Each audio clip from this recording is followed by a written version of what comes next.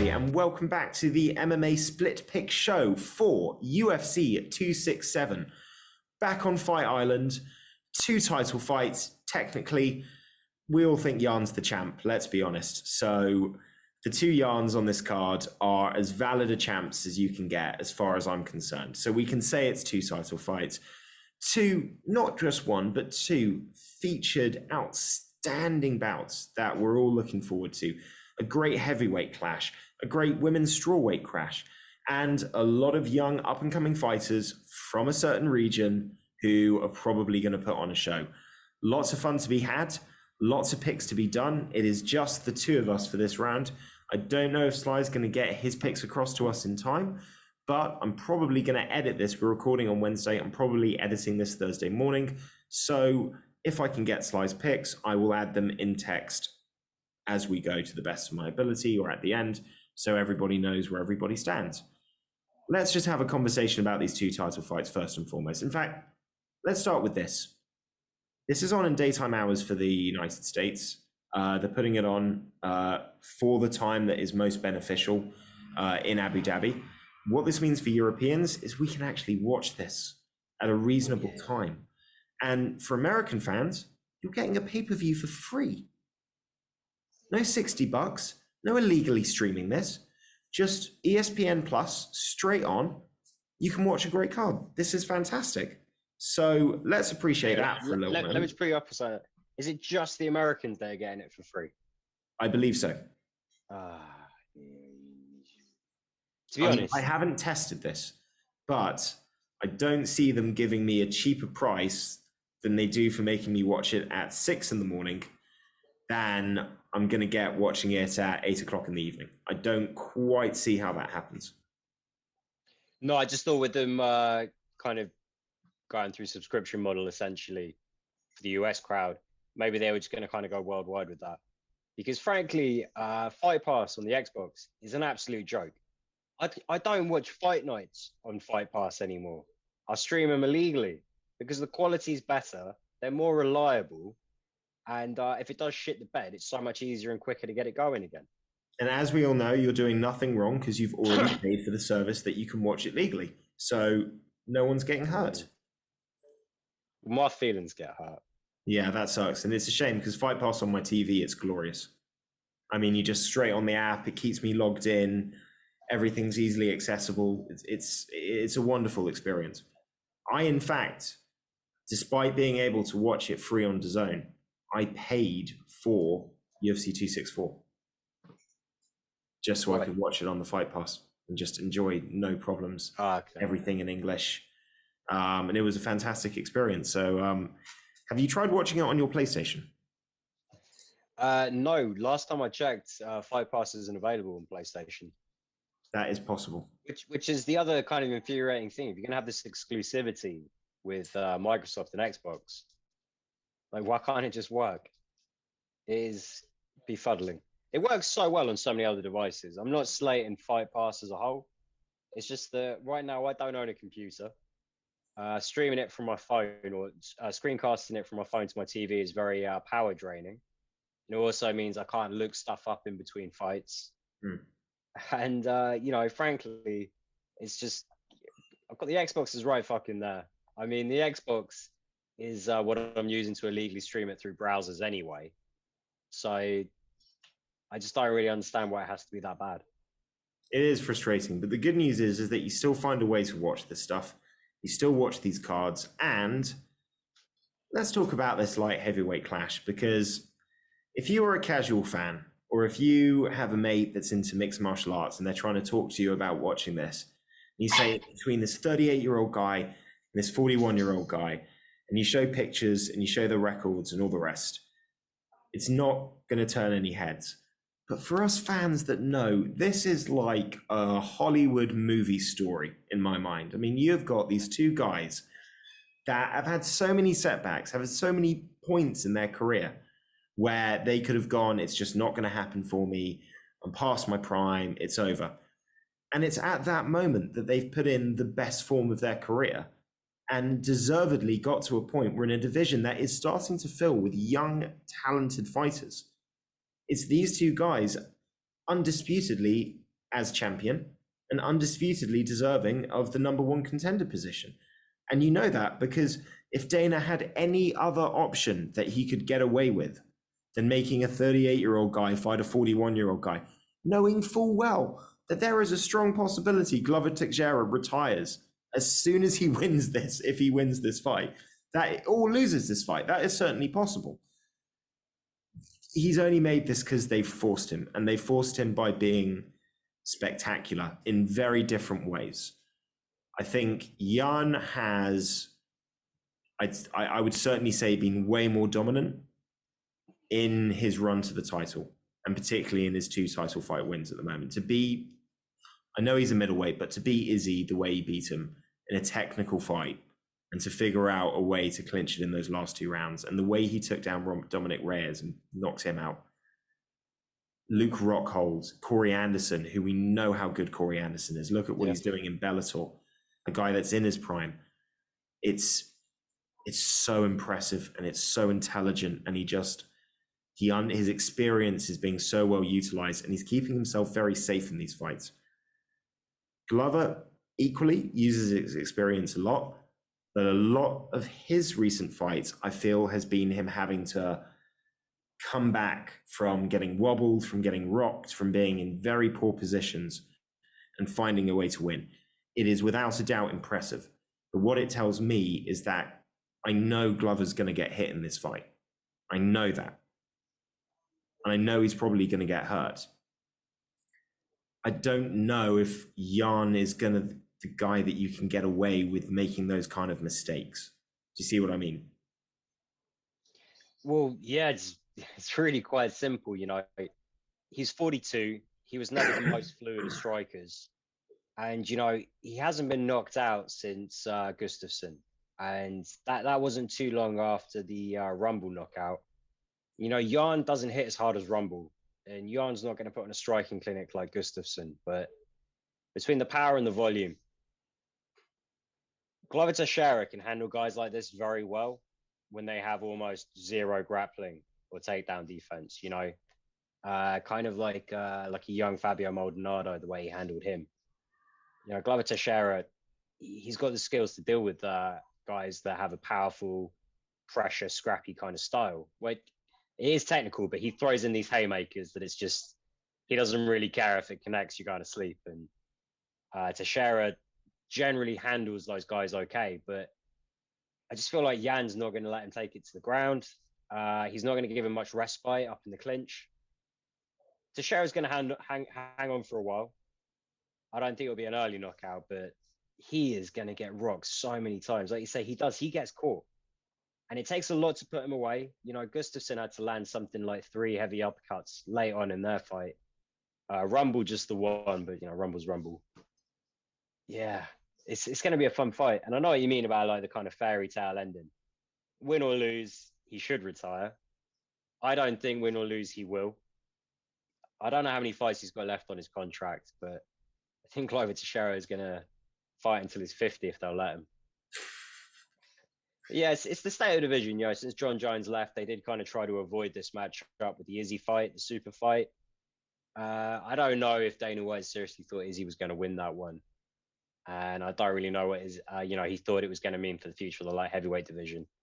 But he may have just seen it kind of like as a placeholder, kind of like a tide over.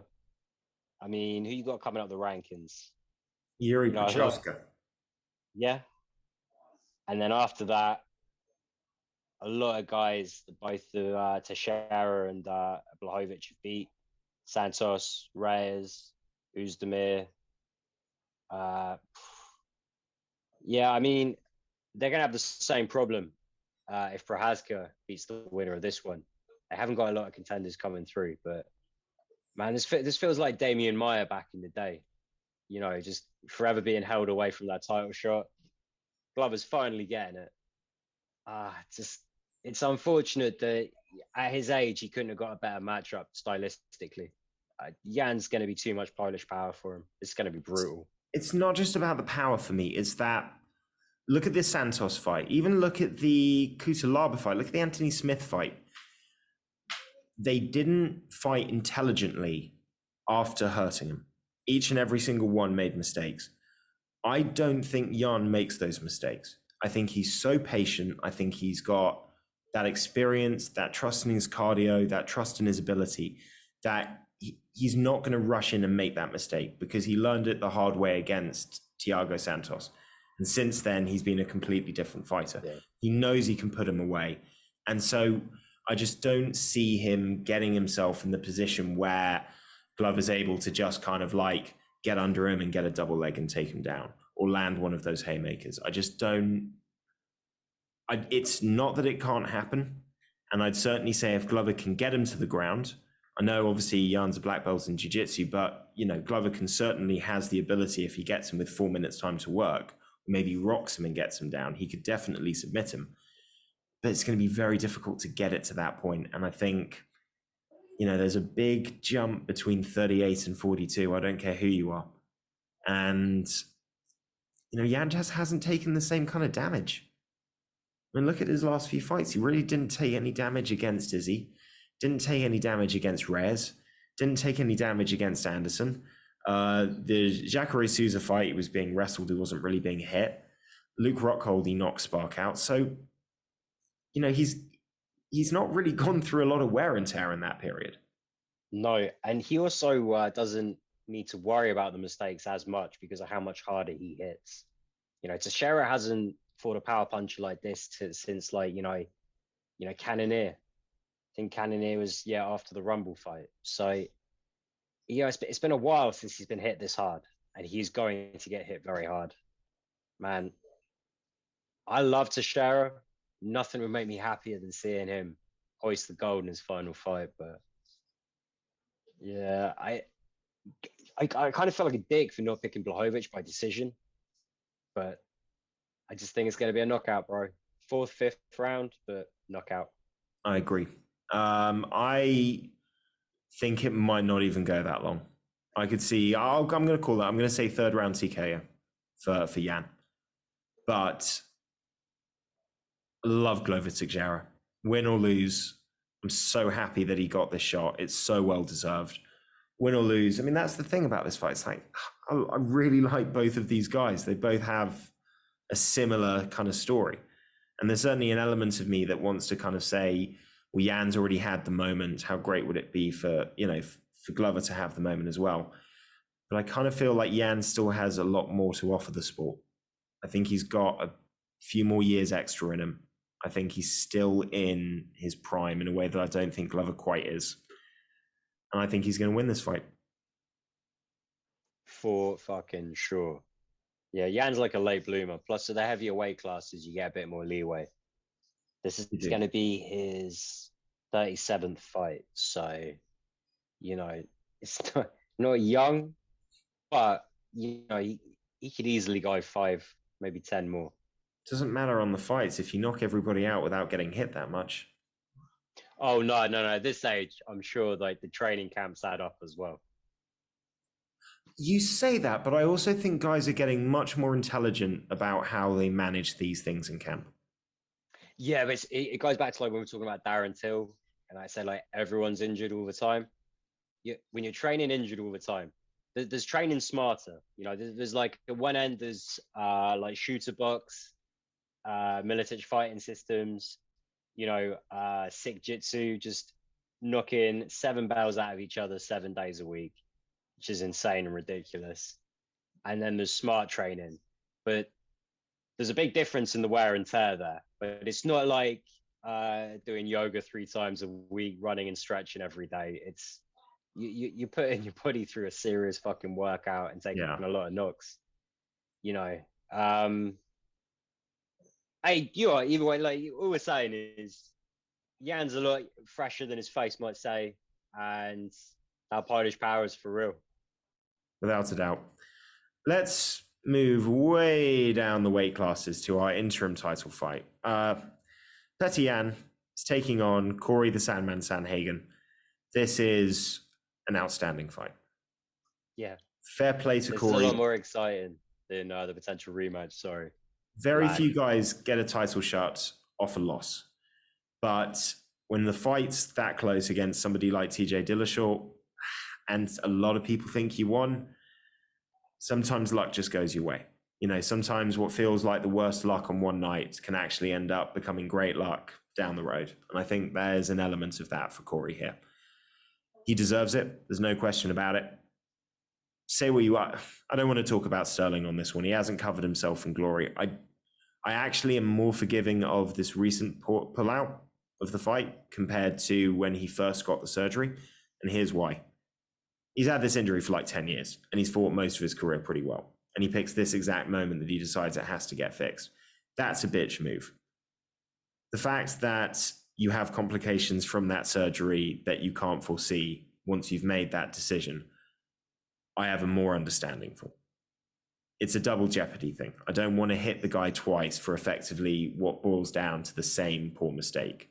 He made it, the consequences continue. He already isn't really seen as the champ. This title fight is just going to cement that 100%. And in terms of who wins, it's hard picking against Jan. It's really hard picking against Jan. Yeah, stylistically, this is not a good one for Sandhagen. Jan handles the taller striker well. He mixes up all aspects of the game so effectively. You know, even let's assume Dillashaw's still on roids. This is more like a kind of Dillashaw on roids kind of version when you think about being able to effectively mix in the wrestling game on top of the striking. Dillashaw may have the edge in striking. Jan's definitely got the edge in power, maybe even overall athleticism at this point. But gee fucking whiz, does he not fucking understand how to control a guy so fucking well? He doesn't understand when the guy's on the ground or not, but other than that, he understands how to control a fucking guy. The scary thing with him as well is that he controls, he becomes more and more productive with his output as the rounds go on. He's a build-up fighter, which is always terrifying over 5 rounds because it just feels like it's getting worse and worse and worse. And I can't remember who said this. I think Dan Hardy said this on his breakdown show a few fights ago. He has this amazing ability to have presence without doing anything, particularly in those earlier rounds where the output isn't as heavy. He feels like he's just constantly there, even if he's not throwing. He's just always in your face. He's making you move, making you react. And his boxing is outstanding. Absolutely outstanding. I think the only factor that comes into this is there's not a lot of other striking weapons that he uses offensively apart from boxing. I know he throws the odd high kick and he can throw body kicks and stuff like that, but it's not knee to the downed opponent. Knee to the down. Okay. It's not necessarily what it's not his speciality. And I think if Sandhagen's got an advantage here, it's whether he fights tall fighters well, Sandhagen still has height and reach to the point where even if he makes mistakes or jabs get slipped, it's not necessarily going to be as detrimental immediately. And I think what he has got is the very thing that I kind of feel lost in the fight against Dillashaw is what he needs to employ a bit more of in this fight, which is he can do some wild shit. I mean, wild shit. Against Dillashaw, I think he made the mistake of going to that too much when the boxing was actually working. Against Jan, that's the stuff that you've got to do. It's the flying knee, the spinning hook kick, all of that kind of stuff, spinning elbow. It's the stuff that isn't fundamental that you're going to have to try and use to catch him. And I think you're also going to have to find a way to threaten your jiu-jitsu as well. Whether or not that's pulling guard or something, you've got to give him more than just striking to have to consider. I think it's going to be really tough for him on 6 weeks' notice. I think even with a full camp, this would be a tough one for him. And I know what you mean. On paper, you know, if he just fights a conservative kind of game plan designed to beat a guy like Jan, he's just going to end up losing on points. What would win him this fight is big moments, big round stealing moments, get a knockdown, get some control time, threaten a submission, get a knockout, get a sub, get a finish somehow, some way through a big moment. But most likely, this is going to be, you know, a 49-46 kind of fight. Not a fight that isn't close, but a fight that Jan just kind of controls well. Just controls. Jan is a finisher too. I'm not saying that he's a decisionator at all, but Sandhagen has, when he's not getting scatty and making mistakes, he has some good scrambles. His grappling, his jiu-jitsu can be very effective. He can be dangerous from top or bottom, so guys have to kind of go position over submission all the time, which makes it harder to finish him. Like you say, his stand-up game can be explosive.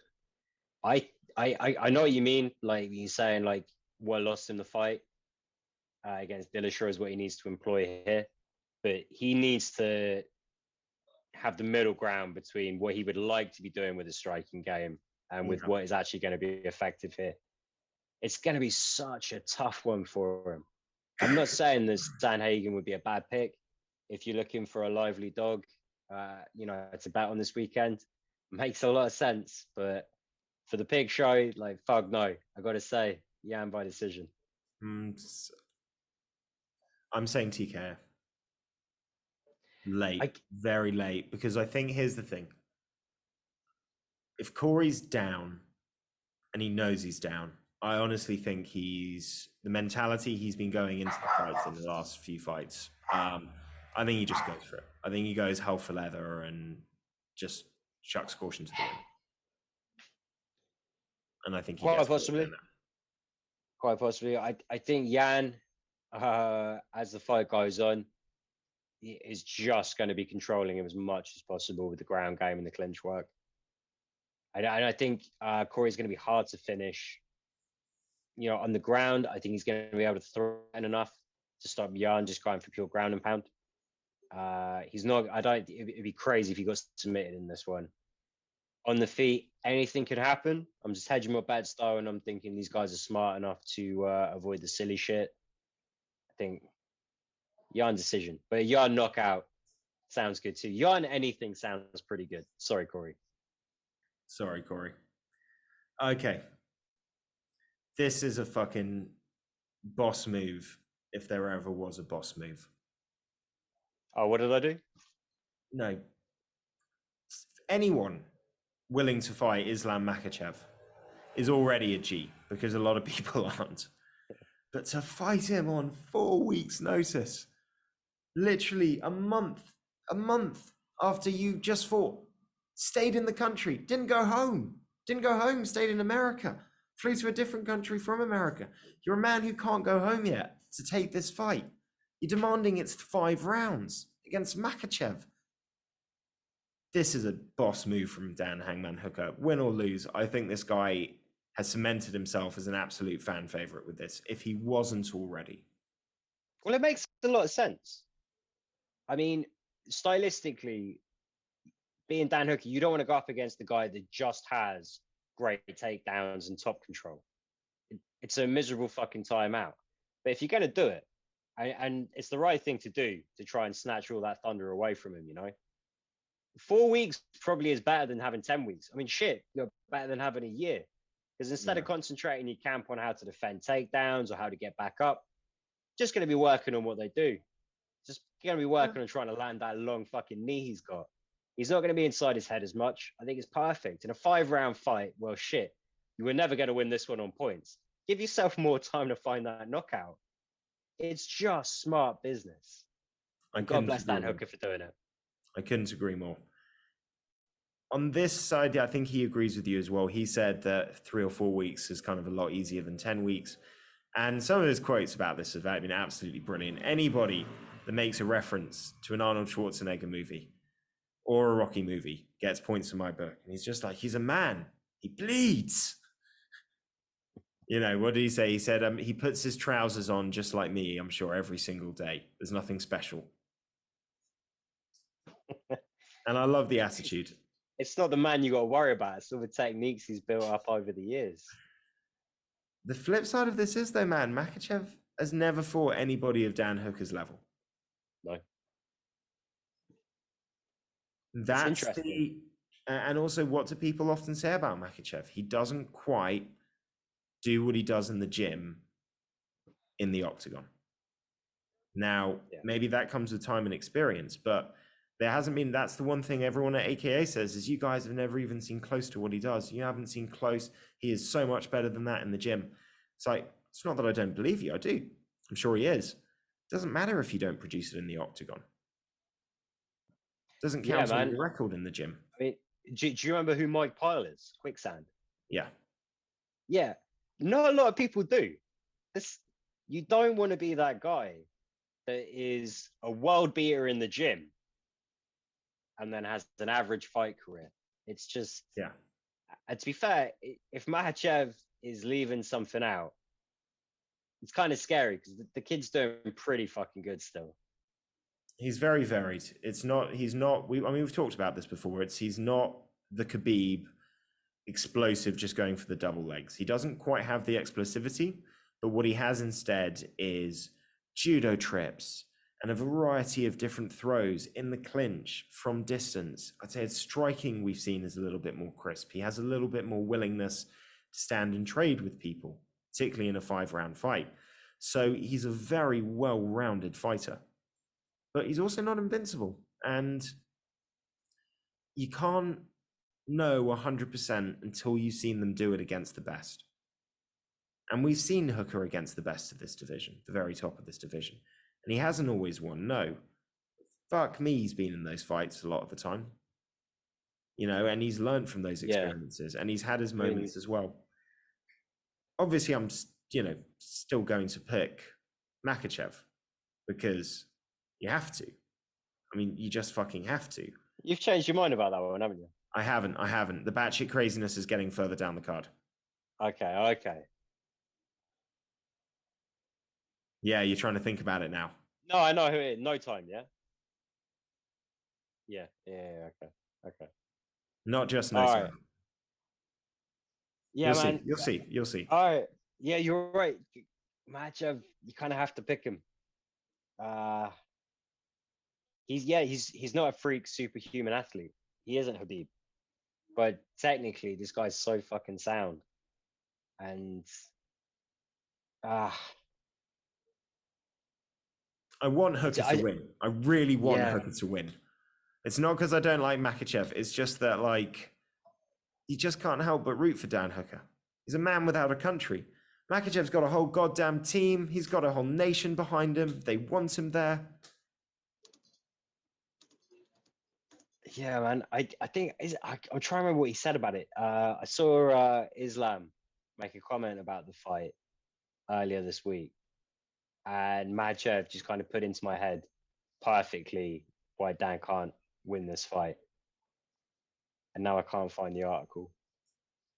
Is this the same one where he was talking about he feels like he should get the title shot after beating Dan Hooker? If it is, I didn't read that far into the article. That's a little fucking out there. Yeah. I mean, that's really fucking out there. We got Chandler Gaethje coming up. You got Dariush. Unfortunately, Conor McGregor's still a person. Man, fucking Beneil Dariush. I love him. You love him. The UFC just don't. They've pushed him in places, and unfortunately, he just came up a little short. But they don't get behind him like they should. They don't love our boy Benny like they should. They gave him the Tony Ferguson fight, man. And when they gave him the Tony Ferguson fight, I think they knew that they were giving him a little bit of a leg up. So I think you can't argue with that. And I don't know. I think I think the UFC are getting around. Let me put it this way: if the winner of this fight was to fight Dariush next, they would still be at least one win away from a title shot. Yeah, probably. It's not you're not right up there. You're not in the conversation. Sorry. Not yet. But I do agree with you. He probably needs 2 big wins to get there. Dan could land a knee. He could land an elbow. He could land an uppercut. Nothing's impossible. It's just highly unlikely. And for some of the punts I'm going to take further down the card, I need to be sensible on this one. And Makhachev by submission, which pains me to say. I'm going to say decision. But I'll go decision. Okay. Alexander Volkov against Marcin Tabora. Hear me out. No. What, are you really? Really? Really? Marcin Even when he Tybura, was like 30 pounds lighter, right? Even then he was going to eat Tybura alive. What are you thinking? Marcin Tybura has shown heart and character in his last few fights. He's had to grind out ways to win. His wrestling has improved tremendously. And Volkov is slower than he was when he was 30 pounds lighter. It became very noticeable me in the Cyril Gane fight.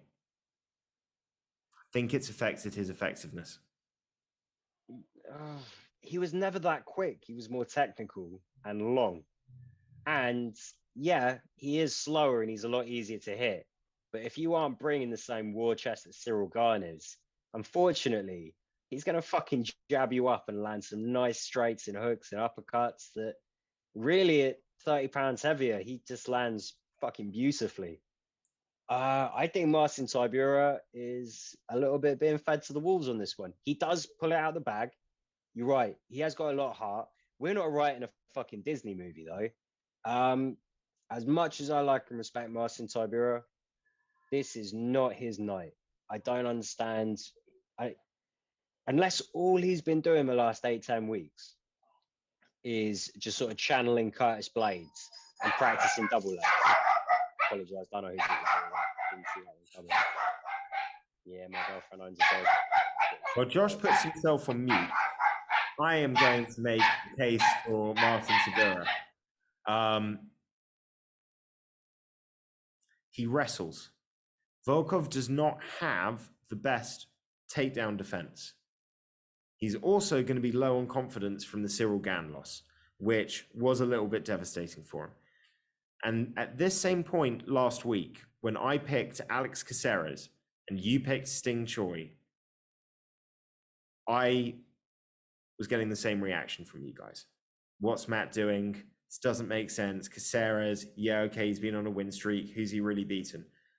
I just think it's just one of those moments again, man. I've got that feeling. I've got that itch. I'm Marcin for some Tabura. This isn't like the Caceres Troy one. Troy, a crafty vet, managed to get the better of a young, harder hitting guy that, we really thought kind of made sense on paper. Tybura probably is a little bit younger, but fuck, Volkov's bigger, better. And as good as Tybura's wrestling can be, I don't think it's enough to get him through this fight. I'm picking Volkov by KO. Tabura by decision. Right. He's going back upstairs, Matt. I thought he was down on your lap there for a second. No, sorry. Kate passed me my birthday present. Oh, shit. It's your birthday. It is my birthday present. No, I'm not going to say how long ago my birthday was, but it is my birthday present. What'd you get? Tell you what, fuck it. I'm gonna stick it on actually. I've got, because we live in Barcelona, and even though I'm not a huge NBA fan, I love NBA jerseys because they're perfect for layering up in the winter and wearing in the summer. So I got Clyde Draxler, Portland Blazers, because I just view it as pot friendly, and it's also in Bournemouth colours, which is nice. Thank you, baby. Actually, I'm not going to put it on because I'm wearing a headset, and it's going to mess up the whole thing. But I'll wear that next week. Nice. Now back to the card. Li Jingliang taking on the returning Khamzat Chimaev, who has already been very entertaining, saying that he's going to eat Li Jingliang. It was brilliant. I don't know if you've seen the embedded. He was just like, I feel good. I like this. I go in the cage. I punch people. I smash him. I eat him. I'm hungry, man. I'm so hungry. I'm so hungry. So he's bringing some fire. But he is against one crazy Chinese motherfucker. And this guy might not have the best take. Okay, so everything I just said for why I think Marcin Tybura is going to win the fight, you can remove that because it should apply 20 times over and actually way more effectively and on less of a punt for this fight. But Josh, what do I have? What have I got? I've got that feeling. Got that feeling that it just doesn't feel right. He's been out for a while.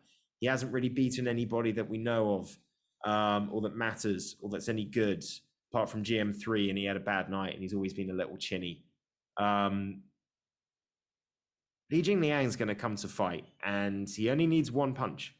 He only needs one to rock you. Look at the fight with Ponzinibbio.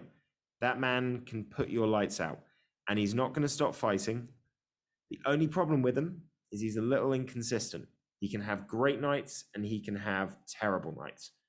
I am banking him to have a good night, and I think his great night is enough to beat a rusty, not quite as sharp as maybe he usually is, and as confident Khamzat Chimaev. Boom, knockout. I'm calling it. Yeah, well, I mean, the guy was coughing up blood, probably less than a year ago. It would be hard to pick him I have in this fight, even if it was coming straight off the GM3 win, because you're right, we haven't seen enough of them. Other than that GM3 win, it was John Phillips he beat, and Reese. Oh man, the former Reese Cage Warriors McKee. fighter, Reese McKee, yeah, the Northern Irishman. But it's not impressive. Li Jingliang, he can be inconsistent, but he has been putting his best fights, in this recent kind of, not a win streak. If I take Neil Magny out, which any reasonable person would when assessing talent, he hasn't been too bad. He also beat Zaleski Dos Santos, who we've got on this card, who's someone that I really fucking rate. So to see the angry dog bum there. I didn't let him eat my birthday present, so he's a bit aggrieved. Just me with that dog. Yeah, look, the Leech, he's a competitive guy as well. I've seen him fucking raking eyes out there. He can be a prick. This is going to be a good fight. I think it's going to be a spicy, fiery fight. I'm going Li Jingliang by decision. As somebody who has had pneumonia in his early 20s and was coughing up blood, I can tell you, you do not come back 100%. I wasn't 100% for freaking years, man. And the way that Khamzat fights, that is all gas, no brakes. That's not a way to fight at 70% conditioning. That's kind of one of the trade-offs of you don't see those kind of fighters taking a short notice fight a lot of the time that they haven't at least had a proper chance to prepare for, because they know they have to be 100% at the go to perform. Maybe the reason he's back is because he feels he is that, but I still think it's always tricky when you are making a step up after being out for a year. You're having to handle two different challenges at the same time. So yeah, come on, Li Jingliang and Marcin Tabura, don't make me look like an idiot. Then we get to the light heavyweight fight.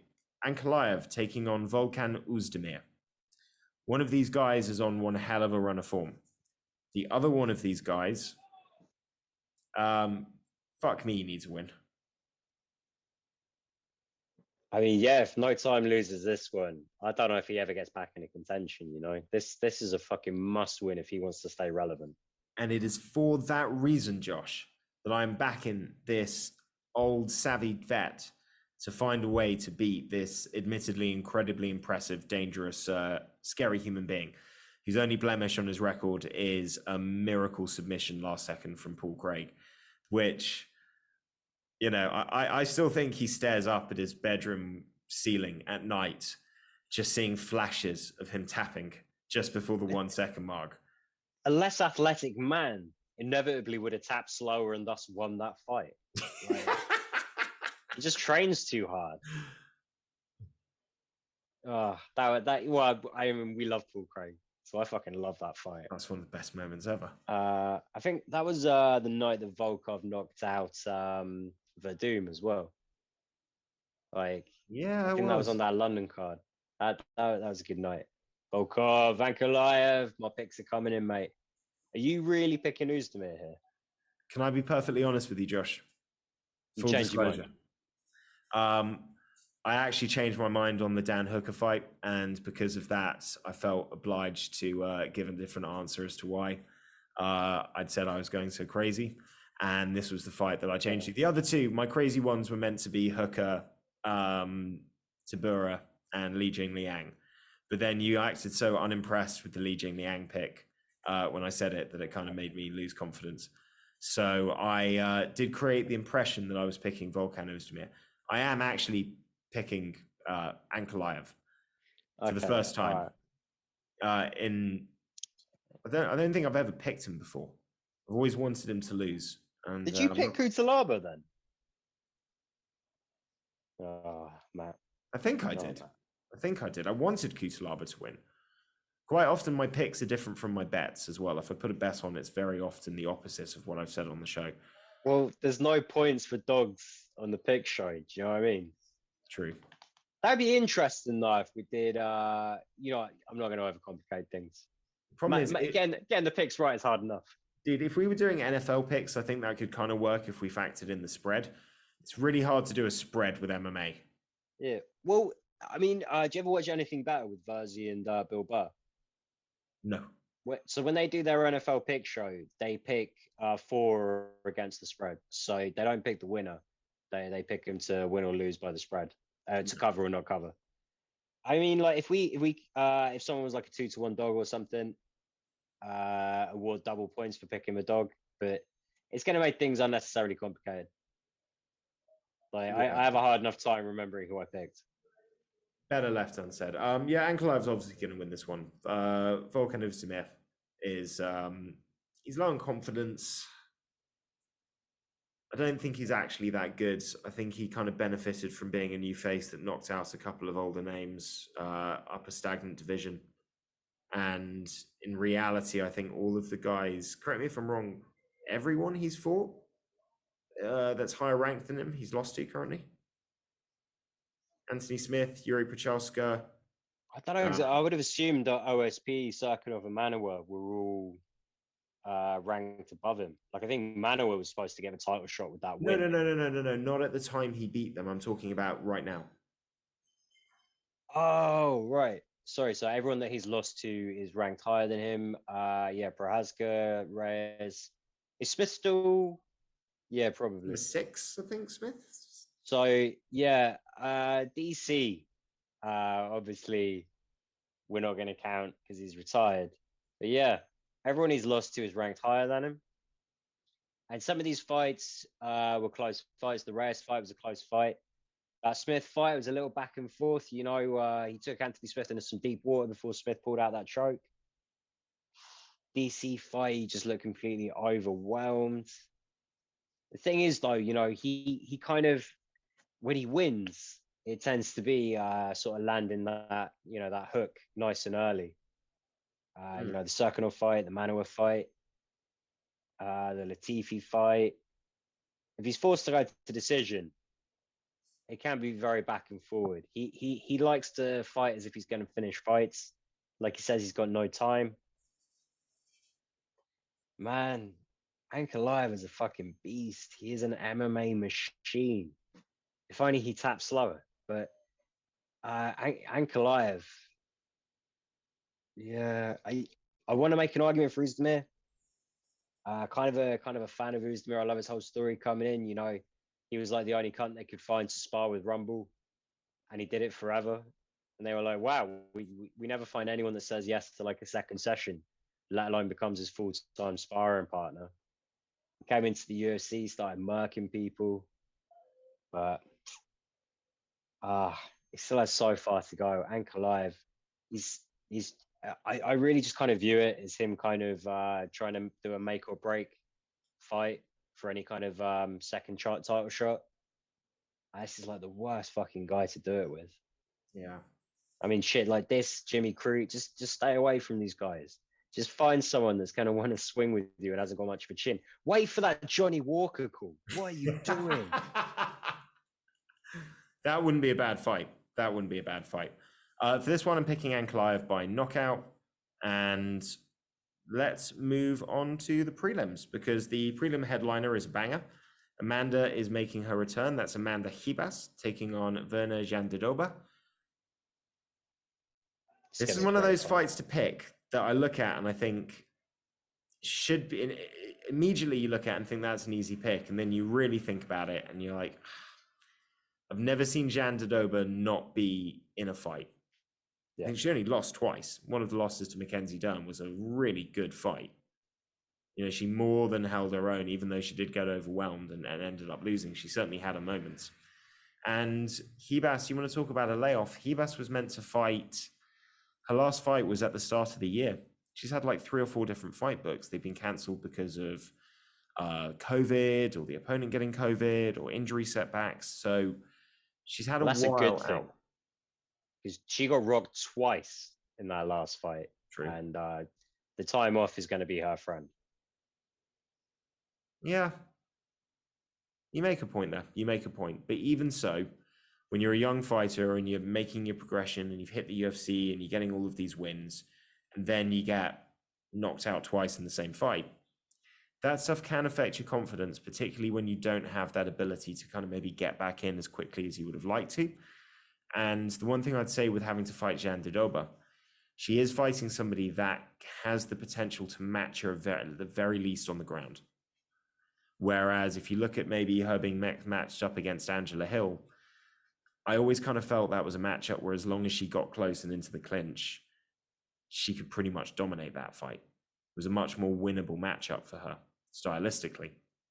That's not to say that she can't win, because if you look at her win against Mackenzie Dern, one of the things she was able to do very well is just focus on striking and view the ground as a place that she wasn't willing to go to unless she got taken there. And even when she did get taken down, she was always able to get back up. But she knew that she had to win that fight standing up, and she did. I feel like that's going to be a similar challenge with Jan Dodova. I don't know if who's going to be the person that looks to initiate the grappling. I am picking Hebas, but I'm really not confident on it. I don't know how she's going to perform. I don't know where the advantages are going to be, particularly in the grappling. I'm just giving it to Rebus on the fact that her striking looked really neat against Mackenzie Dern when she won. Yeah, but I know what you're saying. I was surprised she's like a moderate favorite on this one. I thought the money would be near even. She's popular, that's the thing. Yeah, that it might just be some early week bets, but sorry, bets on early in the week. You know what I'm saying? They let the market skew a little bit sometimes. Yeah, I'm picking Hebus as well. I am also not overly confident with it. I'm picking decision because I think that will be enough defense from Jan Dodova to force all 15 minutes. But yeah, man, like Verna's, we fucking love her. She's a mini little beast down there. She has some great fucking fights. This is going to be a good one. I'm not saying it's my pick for fight of the night though, because there's so many great fucking fights on paper here. This is going to be a great weekend. I'm going decision as well. Let's go through the prelims a bit more quickly. Let's say we've got Ricardo Ramos taking on Zubera Turkogov.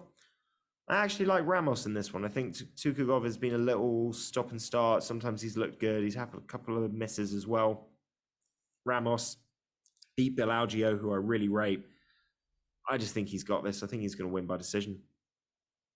I'm going to go with Turkogov. I think he's got a stronger record. The losses, Hakeem Dawodu and Renato Moicano, quite solid fighters. Turkogov by decision.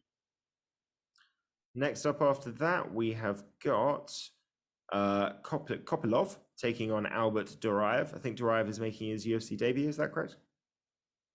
Let's have a look, see.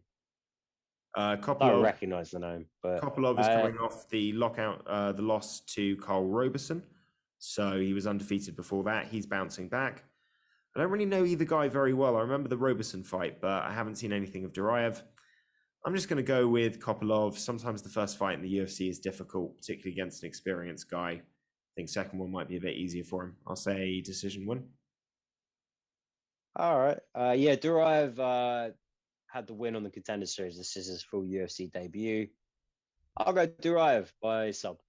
Nice. After that, we've got Zaleski Dos Santos, who's been discussed earlier on our picks, taking on Benoit Saint-Denis. Saint-Denis, most likely. He's undefeated. Is he off the Contender Series as well, I'd imagine? No. Just coming straight off from Brave. Straight off Brave. Undefeated. So Santos is no easy guy to deal with, but I don't know anything about Saint-Denis, so I've got to go Zaleski Dos Santos by decision. I'm going to go Dos Santos by KO. Nice. Next up, we've got Shamil Gamzetov taking on Mikhail. And in the light heavyweight. Mikhail, was he the guy that beat Modestas Bukauskas? I believe so. Yeah, and he had the losses to Jimmy Crute and OSP. Yeah, that Bukauskas fight was quite a good fight. This is a heavyweight, did you say? Light heavyweight. Light heavyweight. Yeah, fine. Listen, sometimes you pick on knowledge, sometimes you pick on luck, and sometimes you pick on a name and a record.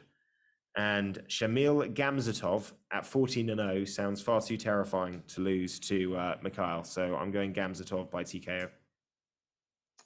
Just have a look. Best name I can see on his record is Eddie Gordon. So, and that was just a PFL exhibition. Well, not an exhibition fight, but like a non-tournament fight. I'll go with Alexei Chuk, just because I wanted to have a guy pronouncing that name by decision. Makwan Amekani is being fed to Leron Murphy. Undefeated. There's only one way this is going. Makwan had his moments earlier in his career. He hasn't looked like his heart's been in it for a long time. And I don't think that this fight is a good fight to go into, not 100%. I think Leron Murphy's got this. I'm going to say by knockout. I would say Makwan's more been kind of like a little bit of a victim of poor circumstances rather than like a lack of motivation. But I definitely agree with you when you say he's being fed to Leron Murphy. I'm going to go Murphy by decision. Andrei Petroski, taking on Yao Zhonghu. Petroski obviously having his second fight now in the UFC, coming off his semi-final appearance at the latest season of Tough. I wasn't overly impressed, really, in his UFC debut fight, but he got the win. He's definitely got a real grappling threat. Yao Zhonghu, I just don't know well enough. I'm going Petroski by decision. Well, the dude came into the UFC 3-0, lost to Cyril Asker and Rashad Coulter. So moving down to middleweight, I don't know. I think it's going to be his first time fighting a middleweight as well. I don't think that jumping down that big a weight gap is going to give you an advantage in size as much as it is just going to be a nasty fucking weight cut. I got Petroski as well by decision. Nice. Magomed Mustafayev taking on Damir Ismagulov. I'm going Ismagulov. Man, I'm pronouncing it differently, but not because I'm confident it's right. Ismagulov, you're pronouncing Ismagulov. Yeah, that's how I pronounce it. That feels like it's more correct. That feels like it's more correct. I don't know if I've heard Anik say it. Yeah, must have. Well, we're going to find out on Saturday. UFC fights. Yeah. Yeah, man. Ismagulov, I think. Yeah. He's just been impressive. Ismagulov by decision. And then Tagir Ulanbekov taking on Alan Nascimento even. Ulanbekov by knockout. Has he had any UFC fights? I don't recognize the name. I don't recognize the name either, but what did we discuss about sometimes you pick on a name and a record? Well, Nascimento, no, but I'm tempted to see what Tapology shit the bed. All right, I'm going to go with Ismagulov by decision. Nice. There are a lot of fights on this card. There's 1, 2, 3, 4, 5, 6, 7, 8, 9. I think there's 15 fights. Don't jinx it. No, MMA gods cover your MMA ears. gods will come for us now. But a lot of fights to look forward to. Before we leave off, that's our pick show. Before we leave off there, a little bit of news to touch on. Have you seen Mike Perry signed with Bare Knuckle? Yeah, I have. I kind of assumed he was going to get cut, but I just thought that he was just kind of suspended until he got his shit together with the drinking and everything. Still, I mean, it's probably more his speed. Should we say that? True, but I don't think Bare Knuckle is going to be the environment where his drinking situation improves. No, but the man needs to work, so fuck it. Hey, listen, at least he's earning money. Probably earning better money than he did with the UFC. So fair play to the guy. And man, that's our show. We've got this to look forward to on Saturday. Hopefully, fingers crossed, everything goes well at the weigh-ins and we get all 15 fights. And then obviously next week after that, it's Madison Square Garden, UFC 268. So it's not slowing down anytime soon. Everybody, enjoy the fights. If you're watching in Europe, enjoy the fights on at a reasonable time. And bye, Dave. Bye, Laurie. Take Bye, care. Dave. Later, bud. Nice one, mate. Have a good night. You too.